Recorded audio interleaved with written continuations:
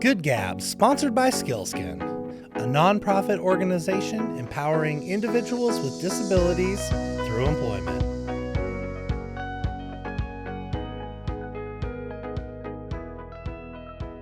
I'm kind of laughing at myself today because, for a long time we've been introducing guests, and I'm like, maybe you don't even know who's coming on. But of course you do, because you hit play. You know who's here today. It's Darrell Bryant. But what you might not know is that, he's a board member of the Respiratory Care Society of Washington and a founding member of the Washington Respiratory Care Foundation, and just a personal friend of mine. And we're going to have a great conversation today. Darrell, thanks for joining us. Thanks for having me here, Steve. Appreciate the invitation. It's so good to see you, Darrell. It's always a pleasure. Yeah. We get to run into each other all the time. Those of our audience members, they might not know, but I know this guy. Yeah, we're class of 2020, Leadership Spokane. Yeah. Just a good dude, and here to talk to us about some, amazing change that's happening up at St. Luke's. So, yeah, what's happening? Well, I'm here today to talk about the Respiratory Care Foundation and the Respiratory Care Society of Washington. But at St. Luke's, we are expanding and opening a sleep lab. It's one of the biggest projects that I've been involved with, and it's just been crazy, man. Yeah, I bet. It's like when you start with an idea, but to bring it to fruition takes a lot of things going right. Yeah, you wouldn't believe. I was blown away by the number of people that have been involved from top to bottom, and it's just been crazy. So we're 17 days out. We're good. Here we go. Yeah. Well, it sounds like that's how you do it, because we're talking about the foundation too. Same thing. A lot of things got to go right. Yeah. So tell us more about that. So about 10 years ago, the Respiratory Care Society of Washington stepped up and said, hey, we need a foundation to help support students and education and get some philanthropy within the respiratory care community in Washington State. And so about 5-6 years ago, one of our longtime members and respiratory therapist, when he passed away, in his will, he donated a large amount of money to the society so that we could start a foundation. Wow, like he seeded it. Mm-hmm. Yeah. So that seed money, the foundation was required to match, or the Respiratory Care Society was required to match those funds, and we've done that. We're just about there, and we spent the last year and a half putting together all the foundation. So we just are in the process of approving the bylaws this month, and then at our conference in April over in Seattle, we're going to announce that the foundation is fully complete. Wow, congratulations. What a lift. Yeah. Okay, so you talked about helping students, like bringing people into the field. Yeah, what's the big grand vision here? The grand vision is right now it costs about $35,000 for a bachelor's degree in respiratory therapy in the state of Washington. Expensive. That's some serious money. So the Respiratory Care Society over the last 10 years has had to cut back the amount of money that they put into their scholarships. So I think last year we only gave out $3,000 in scholarships. Oh, that's not a lot. And it's not a lot. And so this is like RT programs, like community colleges, Spokane, they still doing it? So Spokane, So SCC actually, they transitioned to a bachelor's degree program about 2 years ago. So they're one of the only community colleges in the country that actually has a bachelor's for respiratory. So that's a great partnership of helping people come out of that program. And it is, be ready for the job. Absolutely, yeah. And there's, I think there's only 5 schools in all of Washington, and SCC is the only respiratory school in this region. So all the rest are on the west side. So wild. Yeah, it is. They only graduate about 20 to 25 a year. So you're going to be helping the new generation of therapists come into this field. Yeah. Why should they come into the field? Man, it's been a passion of mine my whole life, man. I started when I was in high school. My mom worked in a hospital. And I said, I want to help. What part of the world was this? We were in Hawaii. Okay. So I graduated from high school in Hawaii. Dad was in the military. So I went, my mom said, hey, I said, I want to help people. I think medical field is where I want to go.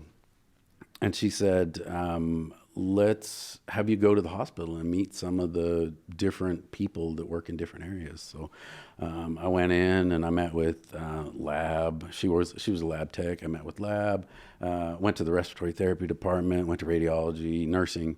And there was one theme is that, you know, you don't want to be a nurse. I was like, nah, I'm not sure I want to be wiping butts my whole life. So, and then, so as I'm talking and I'm sitting in the respiratory department, they're doing all this cool stuff. They're doing PFTs and they're doing blood gases and they're talking about all that great stuff that they do.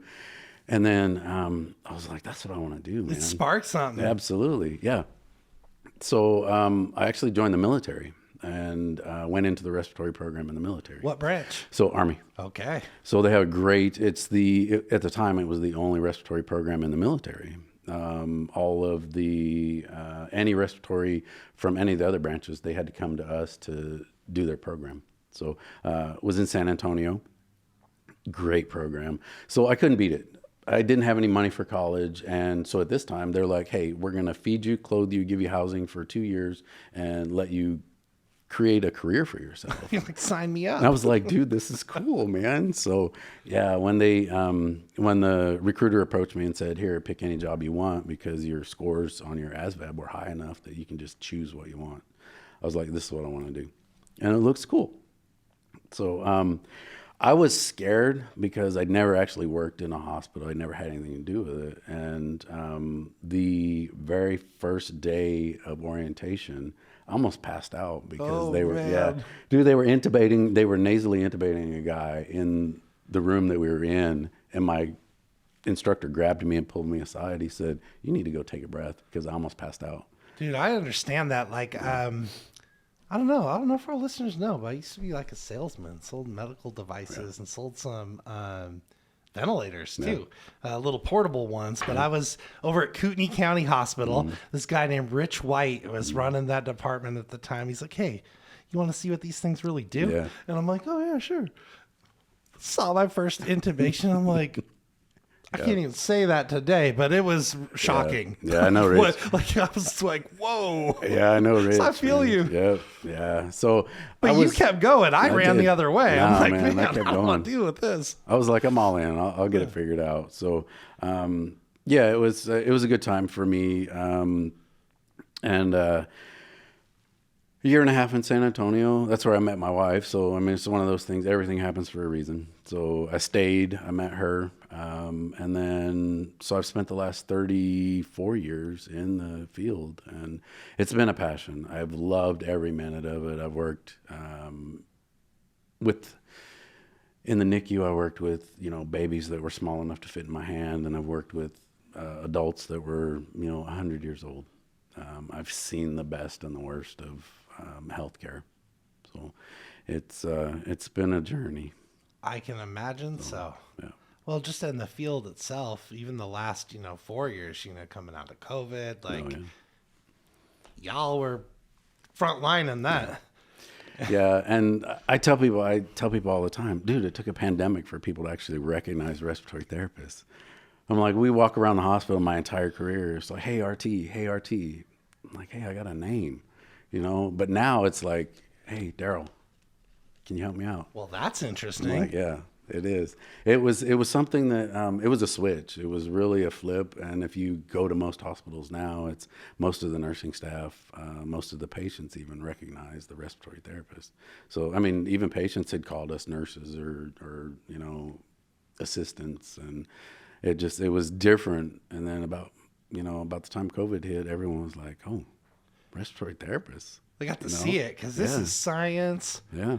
A little bit of, I call it magic. I bet you have a different word, but it's that feel, that experience, like knowing somebody's body, what's happening. Yeah. It's amazing. Beautiful. And most people don't know, like respiratory therapists, we look at the entire body, even though we focus mostly on cardiopulmonary stuff, but we have to look at the whole body because it all affects respiratory and cardiac. So it's a big thing. And then the whole Demar Hamlin thing, that really brought to light the value of respiratory therapists on a team. So for our listeners that don't know, maybe explain that a little bit. So he's a football player for the Buffalo Bills, and he went down on the field, and the medical team arrived immediately, and the number one person on scene was the respiratory therapist. Helped stabilize him. They did CPR on him, and so from that point on, you've got COVID leading into that, and this happened just 2.5 years ago.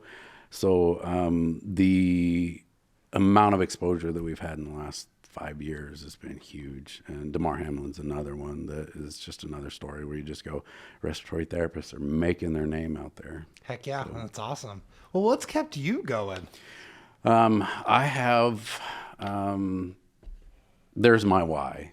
So, throughout my career, I've had little moments where I have just those aha moments where I go, that's why I do what I do, and then about 6 years ago when I took this job at St. Luke's, I left a hospital over in Post Falls, came to St. Luke's, and, it was actually my second day there, and I was on the elevator, and I was standing there minding my own business, and this woman walks on, and she's got a baby on her hip, and she looks at me and she goes, I know you. And the first thing I thought was, I know that's not my baby, so let's have a conversation about this. I said, I don't recognize you, but you got to tell me, how do I know you? She goes, and this is just like, I get choked up every time I say it. She said, you saved my life. I said, okay, you have to tell me more. I said, because I've been around, I've done a lot. She said, when my baby was born, I got septic and I wound up in the hospital and was on a ventilator. And they couldn't get me off the ventilator. So they shipped her to the long-term acute care hospital in Post Falls. And she was on the ventilator. And she said, every day you came in there and you inspired me to get up.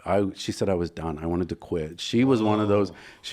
She'd been through so much. She was hurting so bad. She just didn't see an end to it. And she wanted to give up. And so the very first day I was in there, I was like, look, I said, you have a brand new baby. I said, you've got a long life ahead of you. I've seen people sick like this. Let's work on this. And so she said, you saved my life. You gave me that inspiration. Every day you came in there and inspired me to get up, get me off the ventilator. And so here I am, like less than a year later, and she's walking, talking. She's got her baby on her hip, and she's got a good life. So that's why I do what I do, brother. It's a beautiful thing. So I have put together a presentation that I'm going to start giving to respiratory therapists, because they need to know you may not ever have that person standing there in front of you talking to you. I mean, the odds of me running into somebody that I took care of in a totally different city at a totally different hospital, it was like... And that remembers your face. Exactly. Yeah. Yeah. So it was like, it was huge. And so I tell people, I said, that's why we do what we do. You may not ever see that person. You may not ever feel that person. But in that moment, I was like, every respiratory therapist needs to feel this. They need to understand that what they do is important. Even if you just spend 10 minutes a day with that person, you're making a difference. Because that story does exist. They just might not ever hear it. And it's not onesie twosies. Right. Like over the course of a career, there's many people who probably had that feeling towards their therapist. Yeah. So what put all this in my brain is, so I read a book years ago. It's called The 5 People You Meet in Heaven. If you've never read it, you really should read it. All right. You heard it here. It's great. So basically the story is after he dies, 5 people that he interacted with, came in contact with, that he didn't really remember in his life, they basically show up and tell him how he affected their lives. And so when this happened to me, I connected the two, and I was like, that's a story. You have to tell that story. So that's where I'm at. So this is the next evolution, huh? You're going to start inspiring the young RTs. Yeah. What's the work like at the Washington Therapist, Association level? What are you doing with them? How'd you get involved? So the RCSW, when I took the manager's position at St. Luke's, a really good friend of mine that I've known for years, he reached out and he said, hey, we need some good board members for the RCSW. He said, I think you fit in really well. So at first, starting a new job, moving to a new job, moving from Idaho to Washington. It was, at the time, I was like, no, I can't do it. I've just got too much. Give me a little bit. So about a year later, he reached out again and he said, hey, Like, it's Darrell. time. Yeah. He's like, we still got an opening. Come on, let's go. So I did. So I put my hat in the ring for board of directors position. So I jumped on board there. Great group of people. Our job is to help respiratory therapists. We advocate for them at the state and national level. We're very instrumental in helping to move new laws forward. I think a year and a half ago, we got one at the state level that was a scope of practice. It helped us clarify our scope of practice and helped us expand what we do within the hospital and give us legitimacy in doing those things. Everything from Awesome. So people, you were doing stuff kind of that wasn't Yeah, I mean, well, part of the job maybe, or yeah, somewhat. I mean, and it's stuff that we've always done, but it's like your scope of practice doesn't cover that. So some hospitals would, they would write policies that said it's okay to do it. Others were like, no, you can't do it because it's not within your scope. So at the state level, we were like, well, we need to change that. So, but it got it fixed. Yeah, we did. It was a much bigger bill. There's a lot more to it, but it was something huge. And then we're also working with the national organization, the AARC, to work on things like telehealth for respiratory therapy. So, what would that look like? just being able to assess a patient from, long distance. Having a respiratory therapist, they have nurses that do it all the time. Yeah, they do. I've used them. Yeah. Yeah. So we've said, hey, if nurses can do it, why can't we? Can you expand on that just a little? Because I'm personally curious. Yeah. Well, so maybe this is like someone who's using like a home vent or like. So give me a scenario. So you got a patient that takes breathing treatments at home. There you go. Okay, so they have COPD, chronic lung disease, and they're at home and they're like, I don't feel good. I'm having trouble breathing. I'm having trouble with my oxygen. So they log into the portal and they talk to a respiratory therapist, and the respiratory therapist helps assess them. What's your oxygen level at? What's your O2 sat right now? How's your breathing? Do you feel like you're wheezing? Do you need another breathing treatment? When was your last treatment? So we can assess them in those ways, and then we can even hear them. Yeah, exactly. Yeah, and you can see their face. You can hear them. Are they able to speak full sentences? Are they having trouble getting their breath? You can do that assessment quick and make a decision. Do they need to go to the hospital? Do they need to contact a doctor? Or do they just need another breathing treatment? And there's millions of people on breathing treatments across this country. Yeah, absolutely. And in the rural areas too, and it's hard to get to people. Like, this really expands access. Absolutely. So money. Exactly. Yeah, exactly. So when I was doing my, did a paper when I was doing my bachelor's degree 2 years ago, and that was one of them, was rural access to pulmonary rehab, but also it directly interacts with the respiratory therapist, because they don't, oftentimes these really rural areas, they have access to a respiratory therapist when they're in the hospital, but that's it. So we have a skill set that's very specialized, and we do a lot of stuff, and we have a lot more knowledge than most people will ever understand. So I've had nurses look at me and go, how do you know that? I'm like, years. Like how years. You know your thing. Exactly. Yeah. But the thing is that it's their thing they're asking me about. How do you know that's that? even more interesting. Exactly. Yeah. So I had an event in an ER one time, and when it was completely over, the nurses were trying to work on their charting. And they're like, I can't remember any of this stuff. And I start rattling off all the stuff that they did on top of what I did. And they're like, how do you know that? I'm like, I watch, I learn, and I know. It's part of my job. It's part of my skill set, So, and I always tell that's what we bring to the table as RTs. We're seeing it all. It's exactly. Holistic. That's what most people don't understand. We're sitting at the head of the bed, but we can see the whole room. You have a nurse that's standing there staring at the patient, trying to get an IV, but we're at the head of the bed.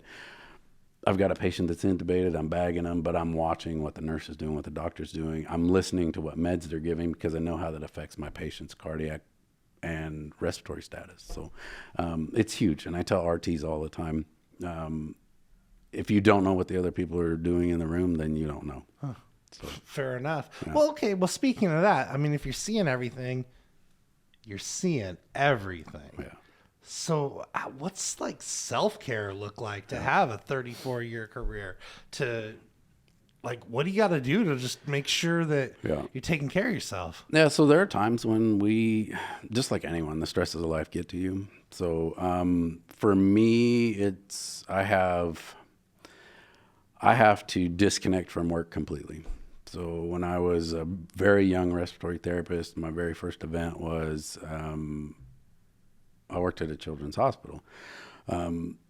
Had my first actual death was a baby that came in. It was a SIDS baby. Mom came in carrying the baby. Baby's dead. I mean, just obviously. So I went home. I was devastated. I mean, I'm 20 years old, first baby I've ever seen die. And so I'm talking to my dad. My dad was he was in the Army, and he did 3 tours in Vietnam. And he said, you have to find a way to disconnect that part of it. He said, you have to find a way to compartmentalize it so that it doesn't affect you mentally and emotionally, but you still have to talk about it.